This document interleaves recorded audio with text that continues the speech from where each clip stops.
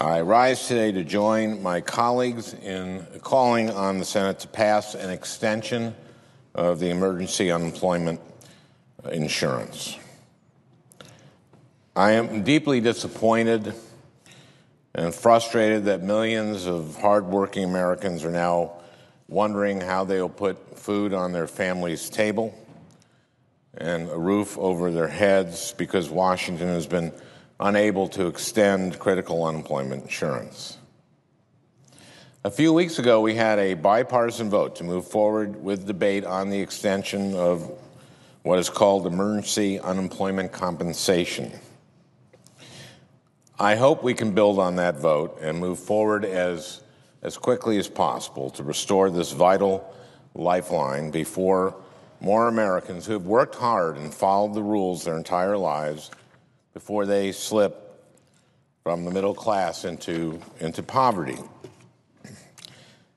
The expiration of emergency unemployment insurance is an urgent problem for tens of thousands of Minnesotans and for millions of Americans. At the end of this past year, unemployment insurance expired for 1.3 million Americans, including 8,500 Minnesotans. If we don't renew that unemployment insurance over the next year, this lifeline will run out for another 3.6 million Americans, including 65,500 Minnesotans. These are real people. These are fathers and mothers.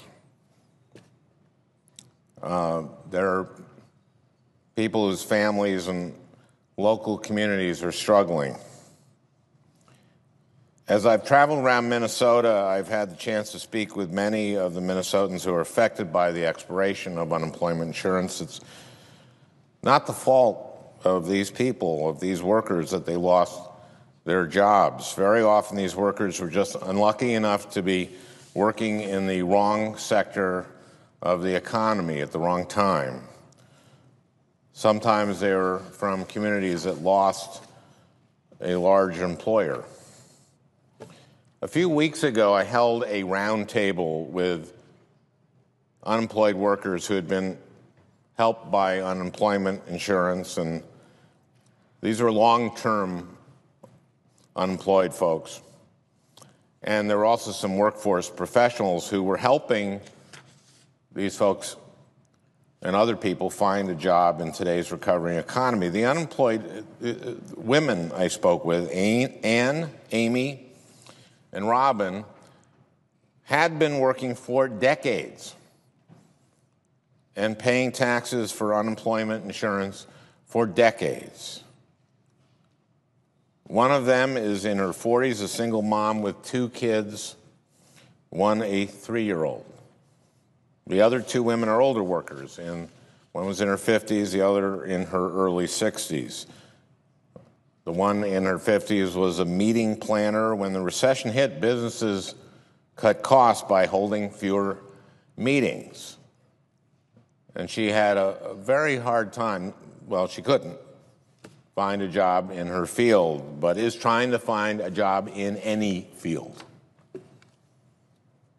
And these women, all of them, were working constantly trying to find a job. And some of them had been, actually they had all been skilling up, finding skills that they could to try to get an office job and be more conversant in Excel or some computer program. These women and all the Minnesotans I've spoken with have been working hard to find a job, but they face just a tough situation in our economy. In November, the Labor Department reported that for every job opening, there are almost 3 people seeking jobs. Now, that doesn't mean that you'll get a job if you apply for 3 jobs.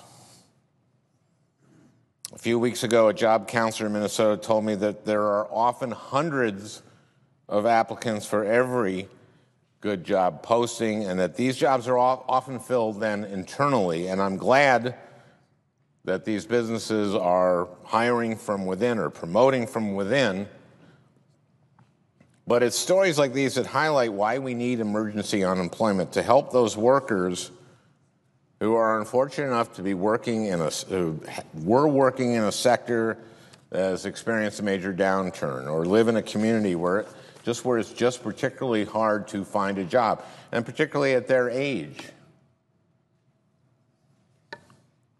One of the women I met at the round table, Ann from Eden Prairie, had also written me.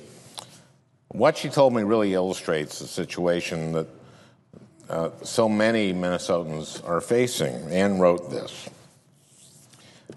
Excuse me. I've been extremely active in my job search, but have regrettably not found new employment.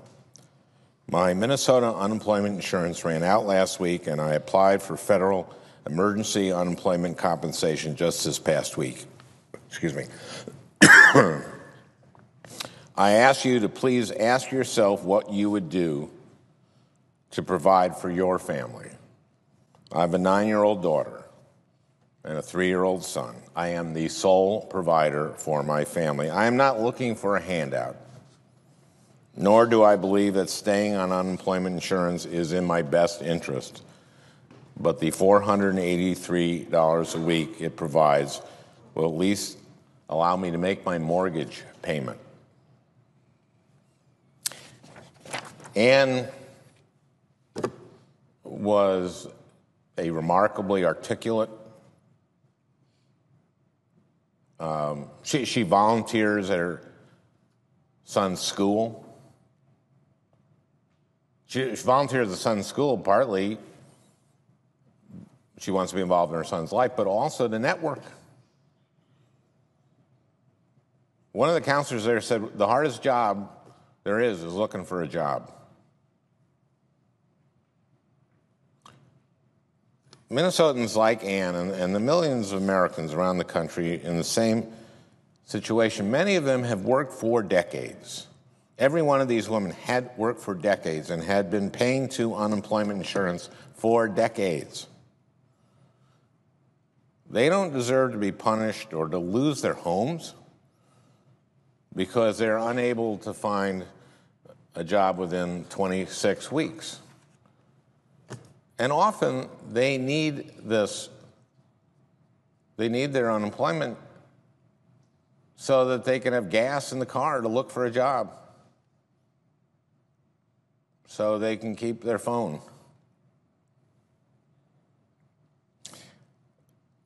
The economy is recovering, but things are still tough for many people. Now is just not the time to cut off unemployment insurance. Not only is unemployment still above average, but the long-term unemployed, workers who have been looking for work for at least 6 months, make up 37% of today's unemployed. Congress has never allowed extended unemployment insurance to expire when the long-term unemployment rate is as high as it is today. Today, the 2.5% long-term unemployment rate is nearly double the level when previous emergency benefits were allowed to expire. And the current unemployment rate of 6.7% is 1.1 percentage points higher than when President George W. Bush signed the current round of emergency unemployment compensation into law.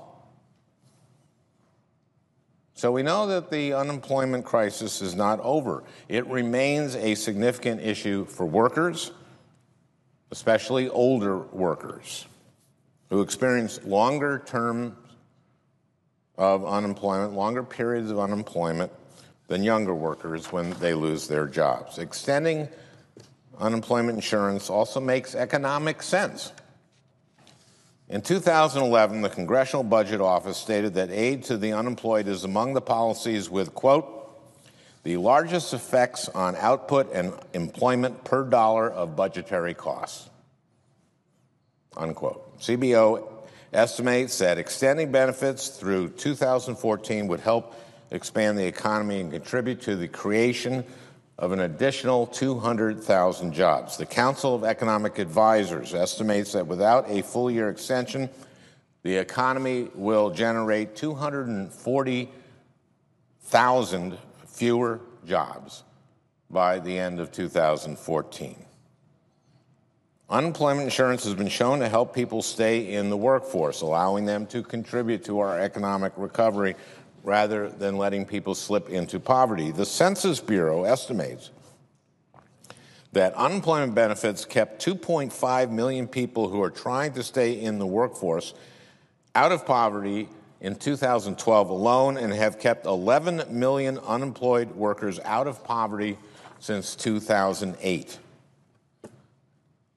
Extending unemployment insurance for those who need it is far from the only thing we should be doing to help people get back to work. I've spoken many times about one of my highest priorities in this area, addressing the skills gap by supporting workforce training partnerships between businesses and community and technical colleges. And there are other things we should be doing, like rebuilding our infrastructure.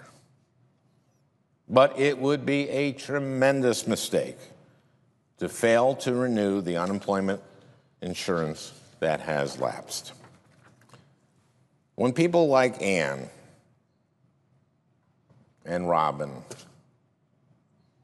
and all those I meet around the state of Minnesota and the millions of others around the country, when they're looking really hard for work, and I'm talking about these people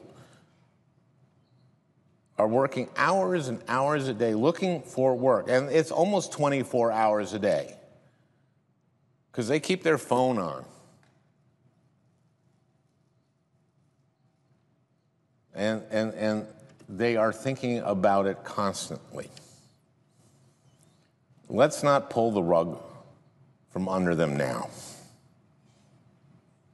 They are trying to catch up in an economy that is recovering but still has a long way to go. We shouldn't be jeopardizing their family's economic security, and we shouldn't be jeopardizing our nation's economic recovery with short-sighted decisions like letting this critical safety net expire. Thank you, Madam President, and I would suggest the absence of a quorum. Clerk will call the roll.